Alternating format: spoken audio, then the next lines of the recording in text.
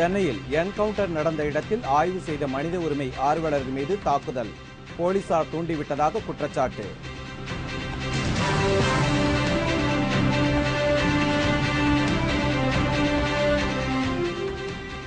சென்னையில் மின்வெட்டு 2 மணி நேரமாக அதிகரிப்பு, நாளை முதல் அமலுக்கு வருகிறது.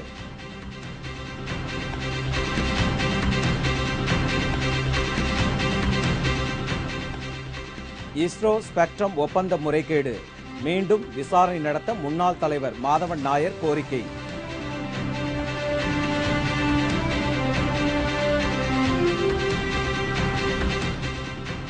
கூடங்குளம் அணுமின் நிலையத்தை அனுமதிக்க முடியாது, எதிர்ப்பு குழு நடத்திய சென்னை மாநாட்டில் தீர்மானம்.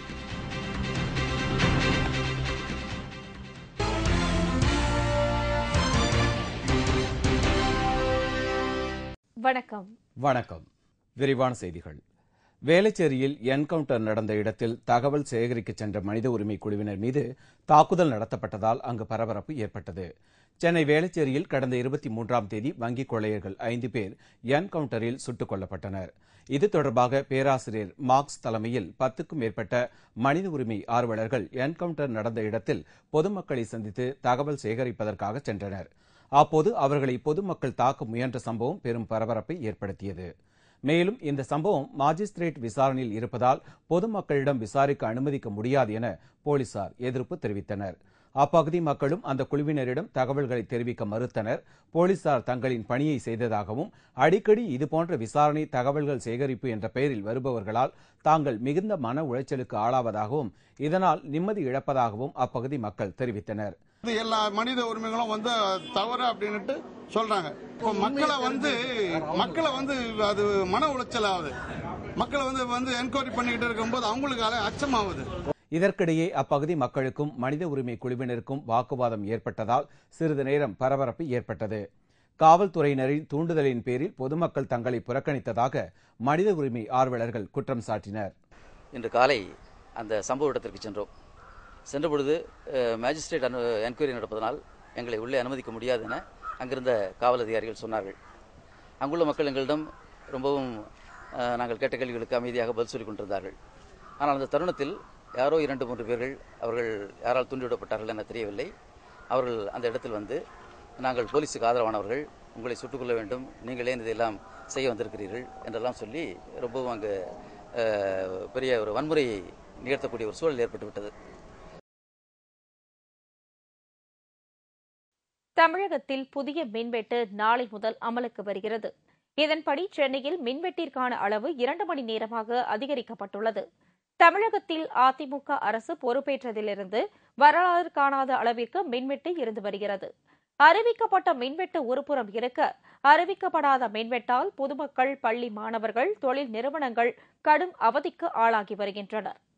தமிழகத்தில் நிலவும் 4000 மெகாவாட் மின்சார பற்றாக்குறையால் பகல் இரவு என்ற நேரம் காலம் இல்லாமல் மின்வெட்டு நீடிக்கிறது. மின் பற்றாக்குறையை சமாளிப்பதற்கு மின்வாரிய அதிகாரிகள் எந்த முயற்சியும் மேற்கொள்ளவில்லை என்று பாதிக்கப்படுவோர்கள் மட்டுமன்றி அனைத்து கட்சியினரும் குற்றம் சாட்டி வருகின்றனர்.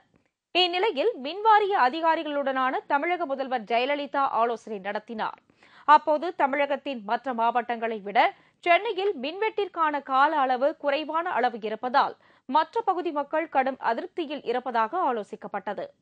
எனினும் தற்போது நிலவி வரும் மின் பற்றாக்குறையை சரி செய்ய முடியாத நிலையில் தமிழகத்தின் மற்ற பகுதிகளில் மின்வெட்டிற்கான கால அளவை 4 மணி நேரமாக குறைப்பதோடு சென்னை மற்றும் புறநகர் பகுதிகளில் மின்வெட்டை 2 மணி நேரமாக அதிகரிக்க முடிவு எடுக்கப்பட்டுள்ளது. தமிழக அரசின் இந்த முடிவு நாளை முதல் அமலுக்கு வருகிறது. மேலும் தொழிற்சாலை மற்றும் வணிக நிறுவனங்களுக்கு 40% மின்வெட்டை தமிழக அரசு கொண்டு வந்துள்ளது. தொழிற்சாலைகளுக்கு வாரம் ஒரு நாள் மின்வெட்டு விடுமுறை நாளாகவும் அறிவிக்கப்பட்டுள்ளது. 1200 மெகாவாட் திறன் கொண்ட வடசென்னை அனல்மின் திட்டம், 1500 மெகாவாட் திறன் கொண்ட தேசிய மின் கழகத்துடனான கூட்டு மின் திட்டம், கூடங்குளம் அணுமின் திட்டம், 500 மெகாவாட் திறன் கொண்ட NLC நிறுவனத்தின் மின் விரிவாக்க திட்டம் ஆகியவை திட்டமிட்டபடி இந்த ஆண்டு செயல்பட தொடங்கியிருந்தால் இந்த மின்வெட்டு ஏற்பட்டிருக்காது. இந்த திட்டங்களை விரைந்து முடிக்க தமிழக அரசு நடவடிக்கை எடுக்க வேண்டும் என்று வலியுறுத்தப்பட்டு வருகிறது. சர்ச்சைக்குரிய இஸ்ரோ ஆன்ட்ரிக்ஸ் மற்றும் தேவாஸ் நிறுவன ஒப்பந்தம் தொடர்பாக மீண்டும் விசாரணை நடத்த வேண்டும் என்று இஸ்ரோ முன்னாள் தலைவர் மாதவன் நாயர் பிரதமருக்கு கோரிக்கை விடுத்துள்ளார். இந்திய விண்வெளித்துறையான இஸ்ரோவின் எஸ்பேண்ட் அலைக்கற்றை ஒதுக்கீட்டை கையாண்டு வந்த ஆன்ட்ரிக்ஸ் வர்த்தக நிறுவனம் தேவாஸ் மல்டிமீடியா என்ற தனியார் நிறுவனத்திற்கு குறைந்த விலையில் ஒதுக்கீடு செய்ததில் முறைகேடுகள் நடந்ததாக புகார் எழுந்ததை அடுத்து விசாரணை நடைபெற்றது. இந்த விசாரணை அறிக்கையில் அப்போதைய இஸ்ரோ தலைவர் மாதவன் நாயர் உள்ளிட்ட 4 விஞ்ஞானிகள் மீது ஊழல் புகார் எழுந்தது. இந்த ஒதுக்கீட்டில் அரசிற்கு 2 லட்சம் கோடி ரூபாய் இழப்பு ஏற்பட்டிருக்கலாம் என்றும் மத்திய கணக்கு தணிக்கைத்துறை தெரிவித்திருந்தது. இந்த விவகாரம் தொடர்பாக பலமுறை விசாரணை நடைபெற்றதோடு மாதவன் நாயருக்கும் தற்போதைய இஸ்ரோ தலைவர் ராதாகிருஷ்ணனுக்கும் இடையே கருத்து வேறுபாடு எழுந்தது. இந்நிலையில் மாதவன் நாயர் பிரதமர் மன்மோகன் சிங்கிற்கு எழுதியுள்ள கடிதத்தில் ஆன்ட்ரிக்ஸ் மற்றும் தேவாஸ் நிறுவனத்திற்கு இடையேயான ஒப்பந்தம் குறித்து மீண்டும் விசாரணை நடத்த வேண்டும் என்று கோரிக்கை வைத்துள்ளார். I'm sure at least the 4 scientists who are named in this, they were no way involved in any wrongdoing, and nobody has established there is a wrongdoing in this. In that context, the action taken by the Department of Space is highly irregular. Madhavan நாயருக்கு ஆதரவாக அண்மையில் பிரபல விஞ்ஞானி ரோதம் நரசிம்மா இஸ்ரோ விஞ்ஞானி பதவியை ராஜினாமா செய்தது குறிப்பிடத்தக்கது. தமிழக மீனவர்கள் சுட்டுக் கொல்லப்பட்ட விவகாரத்தில் இந்திய சட்டப்படியே வழக்கு நடைபெறும் என்று மத்திய பாதுகாப்புத்துறை அமைச்சர் AK அந்தோணி திட்டவட்டமாக தெரிவித்துள்ளார். தமிழக மீனவர்கள் 2 பேர் சுட்டுக் கொல்லப்பட்ட விவகாரத்தில் இத்தாலிய பாதுகாப்பு அதிகாரிகள் 2 கைது செய்யப்பட்டு திருவனந்தபுரத்தில் வைத்து விசாரிக்கப்பட்டு வருகின்றனர். இத்தாலிய பாதுகாப்பு அதிகாரிகள் மீது கொலை வழக்கு பதிவு செய்யப்பட்டதை திரும்பப் பெற வேண்டும் என்று அந்நாட்டு அரசு வலியுறுத்தி வருவதோடு இந்த சம்பவம் சர்வதேச கடல் எல்லையில் நடந்துள்ளதாகவும் எனவே சர்வதேச நீதிமன்றத்தில்தான் விசாரணை நடைபெற வேண்டும் என்றும் கூறி வருகிறது. இந்நிலையில் திருவனந்தபுரம் வந்த மத்திய பாதுகாப்புத்துறை அமைச்சர் AK அந்தோணியை செய்தியாளர்கள் சந்தித்தனர். அப்போது பேசிய அவர், இந்திய கடல் எல்லை 25 நாட்டிக்கல் மைல் அளவிற்கு இருப்பதாகவும் 22 நாட்டிக்கல் மைல் தொலைவிலேயே இந்த சம்பவம் நடைபெற்றதாகவும் தெரிவித்த அவர், எனவே தமிழக மீனவர்கள் 2 இந்திய எல்லையில் வைத்து சுட்டுக் கொல்லப்பட்டது தெளிவாகியுள்ளது என்று குறிப்பிட்டார். மேலும் இந்த வழக்கு இந்திய சட்டப்படிதான் நடைபெறும் என்றும் அந்தோணி திட்டவட்டமாக தெரிவித்தார். உத்தரப்பிரதேசத்தில் 6ஆம் கட்ட தேர்தல் பிரச்சாரம் இன்று மாலை 5 மணியுடன் முடிவடைந்தது. உத்தரப்பிரதேசத்தில் 7 கட்டமாக தேர்தல் நடைபெற்று வருகிறது. ஏற்கனவே 5 கட்ட வாக்குப்பதிவு நடந்து முடிந்த நிலையில் 6வது கட்ட வாக்குப்பதிவு வரும் 28ஆம் தேதி நடைபெறுகிறது. இந்த தேர்தலில் சுமார் 1103 வேட்பாளர்கள் களத்தில் உள்ளனர். 13 மாவட்டங்களில் உள்ள 68 தொகுதிகளுக்கு வாக்குப்பதிவு நடைபெற உள்ளது. இதை முன்னிட்டு அங்கு தீவிர பாதுகாப்பு ஏற்பாடுகள் செய்யப்பட்டுள்ளது. இந்நிலையில் 6ஆம் கட்ட வாக்குப்பதிவுக்கான தேர்தல் பிரச்சாரம் இன்று மாலையுடன் முடிவடைந்தது. தேர்தல் நடைபெறும் தொகுதிகளில் வேட்பாளர்கள் மற்றும் அரசியல் தலைவர்கள் பலர் சூறாவளி பிரச்சாரத்தில் ஈடுபட்டனர். 7வது மற்றும் கடைசி கட்ட தேர்தல் மார்ச் 3ஆம் தேதி நடைபெற உள்ளது. மார்ச் 6ஆம் தேதி வாக்கு எண்ணிக்கை நடைபெறும். கூடங்குளம் அணுமின் நிலையத்தை அனுமதிக்க மாட்டோம் என்று சென்னையில் நடைபெற்ற எதிர்ப்பு குழு மாநாட்டில் தீர்மானம் நிறைவேற்றப்பட்டது. அணுமின் உற்பத்திக்கு எதிரான போராட்டத்தை தீவிரப்படுத்தும் விதமாக மாபெரும் பேரணி மற்றும் மாநாடு சென்னையில் நடைபெற்றது. சென்னை ராஜரத்ன மைதானத்தில் இருந்து பாந்தியன் சாலை வரை நடைபெற்ற பேரணியில் 5000த்திற்கும் மேற்பட்ட சிறுவர்கள், மாணவர்கள் மற்றும் பொதுமக்கள் அணுமின் நிலையத்திற்கு எதிரான பதாகைகளை கையில் ஏந்தியபடி சென்றனர்.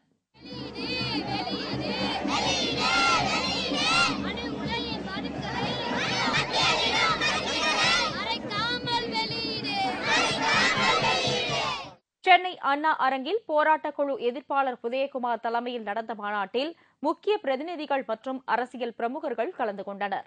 உதயகுமார் கேப்டன் டிவிக்கு அளித்த சிறப்பு பேட்டியில் தேசிய பாதுகாப்பு சட்டத்தின் கீழ் கைது செய்யப்பட வேண்டியது தான் இல்லை என்றும் கைது செய்யப்பட வேண்டியவர்கள் டெல்லியில் இருக்கும் காங்கிரஸ்காரர்கள் என்றும் குற்றம் சாட்டினார். தேசிய பாதுகாப்பு சட்டத்திலே கைது செய்வதற்கு நாங்கள் இந்திய பணத்தை, மக்கள் வரி பணத்தை கொள்ளையடிக்கவில்லை. இந்த நாட்டை சுரண்டி சுவிஸ் வங்கிகளிலே போட்டு வைக்கவில்லை. கை வைக்கின்ற திட்டங்களிலெல்லாம் கோடி கோடியாக கொள்ளையடிக்கின்ற காங்கிரஸ்காரர்கள் அல்ல. நாங்கள் தேசிய பாதுகாப்பு சட்டத்திலே கைது செய்யப்பட வேண்டியவர்கள் டெல்லியிலே இருக்கிறார்கள், காங்கிரஸ்காரர்கள். மேலும் மக்களின் வாழ்வாதாரத்தை பாதிக்கக்கூடிய கூடங்குளம் அணுமின் நிலையத்தை ஒருபோதும் அனுமதிக்க முடியாது என்று அவர் கூறினார். சங்கரன்கோவில் தொகுதிக்கு 3 தேர்தல் பார்வையாளர்களை நியமித்து தேர்தல் ஆணையம் உத்தரவு பிறப்பித்துள்ளது. சங்கரன்கோவில் தொகுதிக்கு வரும் மார்ச் 18ஆம் தேதி இடைத்தேர்தல் நடைபெற உள்ளது. இதற்காக தேமுதிக, திமுக, அதிமுக, மதிமுக மற்றும் பாஜக உள்ளிட்ட கட்சிகள் தங்கள் வேட்பாளர்களை அறிவித்துள்ள நிலையில் அங்கு பிரச்சாரம் தற்போது களை கட்டியுள்ளது. இதனிடையே தோல்வி பயத்தில் உள்ள அதிமுக இலவச பொருட்களான மிக்சி, கிரைண்டர் மற்றும் மின் விசிறி உள்ளிட்ட பொருட்களை வீடுதோறும் கொடுத்து வருகிறது. கடந்த சட்டப்பேரவை தேர்தலின் போது அரசின் இலவச பொருட்கள் மக்களுக்கு வழங்கக்கூடாது என்று அறிவித்திருந்த தேர்தல் ஆணையம் தற்போது அதிமுக அரசிற்கு மட்டும் அந்த தடையை விதிக்காதது ஏன் என்று கேள்வி எழுந்துள்ளது. இந்நிலையில் வாக்காளர்களுக்கு அரசியல் கட்சிகள் பணம் கொடுப்பதை தவிர்க்க வாகன தணிக்கை செய்து வரும் போலீசார் இதுவரை 6,27,000 ரூபாய் பறிமுதல் செய்திருப்பதாக தலைமை தேர்தல் அதிகாரி பிரவீன்குமார் தெரிவித்துள்ளார். இந்நிலையில் சங்கரன்கோவில் இடைத்தேர்தலுக்கான தேர்தல் பார்வையாளர்களாக நரசிம்மராவ், ரமேஷ் தாஸ் மற்றும் கௌதம் ஆகிய 3 பேரை தேர்தல் ஆணையம் நியமித்து உத்தரவிட்டுள்ளது. தமிழக மீனவர்களை சுட்டுக் கொல்ல பயன்படுத்தப்பட்ட 2 துப்பாக்கிகளை சிறப்பு புலனாய்வு அதிகாரிகள் நாளை கொல்லம் நீதிமன்றத்தில் ஒப்படைக்க உள்ளனர். கொல்லம் அருகே கடந்த 15ஆம் தேதி மீன்பிடித்துக் கொண்டிருந்த தமிழக மீனவர்கள் 2 பேர் சுட்டுக் கொல்லப்பட்டனர். இந்த படுகொலை தொடர்பாக இத்தாலிய வர்த்தக கப்பலான ஹென்ரிகா லெக்சிங்கின் 2 பாதுகாப்பு அதிகாரிகள் கைது செய்யப்பட்டு விசாரணை நடைபெற்று வருகிறது. இதையடுத்து நேற்று கொச்சி காவல் ஆணையர் அஜித்குமார் தலைமையில் இத்தாலிய கப்பலில் காவல்துறை உயர் அதிகாரிகள், சிறப்பு புலனாய்வுத்துறை அதிகாரிகள், கைரேகை நிபுணர்கள் ஆகியோர் நடத்திய சோதனையில் தமிழக மீனவர்களை சுட்டுக் கொல்ல பயன்படுத்தப்பட்ட துப்பாக்கிகள் கண்டுபிடித்து அவற்றை பறிமுதல் செய்தனர். இதைத் தொடர்ந்து துப்பாக்கியில் இருந்த கைரேகைகள் பதிவு செய்யப்பட்டு மீதமிருந்த தோட்டாக்கள் மற்றும் கப்பலில் இருந்த மற்ற ஆயுதங்களையும் சோதனைக்காக எடுத்துச் செல்லப்பட்டது.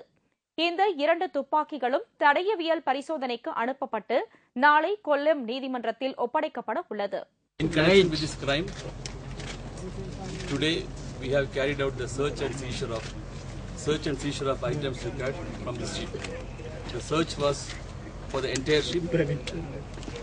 The police team was assisted by the forensic scientists from the police department and also by other departments like the Coast Guard, the Indian Navy and Customs.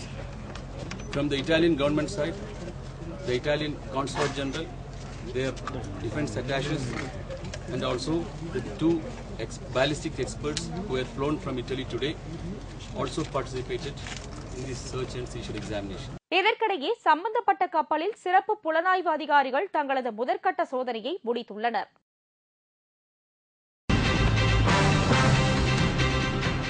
தமிழக மீனவர்கள் 22 பேர் சிறைப்பிடிப்பு.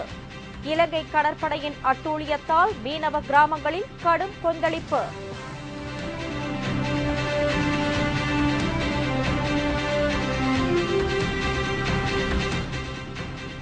சென்னையில் நடந்த மாற்றுத்திறனாளிகளுக்கான விளையாட்டுப் போட்டிகள்.